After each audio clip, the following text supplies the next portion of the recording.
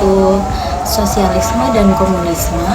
Apakah perbedaan dari pemikiran tersebut atau bahkan kalian merasa bahwa pemikiran tersebut itu sama saja? Langsung saja saya akan menjelaskan mengenai pemikiran sosialisme dan komunisme. Istilah sosialisme itu dapat digunakan untuk sistem ekonomi, falsafah, ideologi, atau sebagai gerakan. Dalam ekonomi, sosialisme itu adalah sistem kepemilikan dan pemanfaatan sumber produksi secara kolektif. Sosialisme dan komunisme itu sering disamakan, tetapi pakar menyatakan bahwa keduanya itu sangat berbeda ya teman-teman. Sosialisme utopis itu muncul karena kehidupan sosial dan ekonomi masyarakat itu memiliki perbedaan antara golongan kaya dengan golongan miskin. Untuk mewujudkan kehidupannya setara, maka para pemikir sosialisme utopis berpendapat agar sistem produksi perlu diawasi oleh lembaga pengawas yang terdiri dari industrial elit, yaitu saintis, teknisi, dan pimpinan pengusaha. Sementara itu, sosialisme komunitas bersama merekomendasikan adanya komune ataupun koperasi untuk mesejahterakan anggota dan masyarakat. Namun, pemikiran sosialisme ini dianggap terlalu utopis dan terlalu berangan-angan.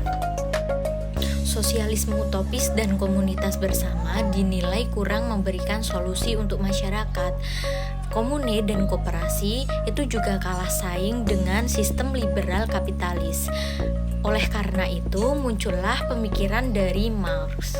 Dalam karyanya yang berjudul The Communist Manifesto, Marx berpendapat bahwa sejarah masyarakat hingga saat ini merupakan sejarah pertentangan kelas. Ada bangsawan yang bebas dan budak yang terikat. Ada majikan dengan kepemilikan alat-alat produksi dan buruh yang hanya mempunyai tenaga untuk dipekerjakan. Marx berpendapat bahwa kaum proletar atau kelas bawah selalu berusaha untuk membebaskan dan meningkatkan status mereka.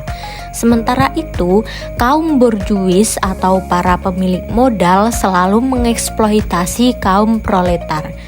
Upah yang diterima kaum proletar hanya cukup untuk menyambung hidup, padahal nilai yang diperoleh para pekerja tersebut itu lebih besar daripada jumlah yang diterima mereka.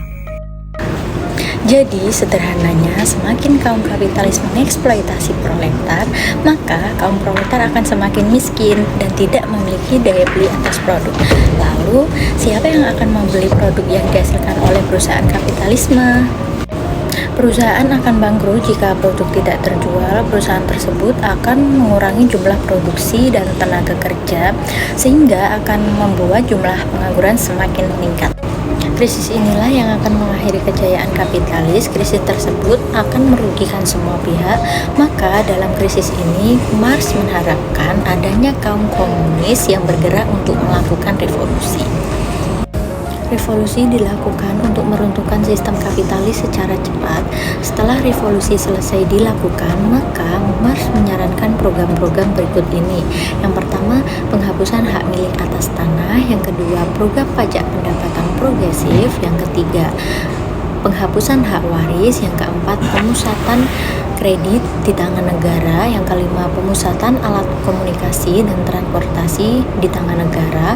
Lalu yang terakhir, pengembangan pabrik-pabrik dan alat produksi milik negara.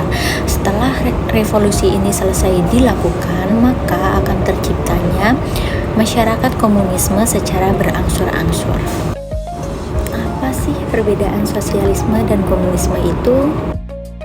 Yang pertama, sosialisme menganggap perubahan dapat terjadi melalui berbagai komunitas kecil yang nantinya akan mempengaruhi orang-orang sekitar, sehingga secara perlahan prinsip-prinsip sosialisme utopis akan terwujud.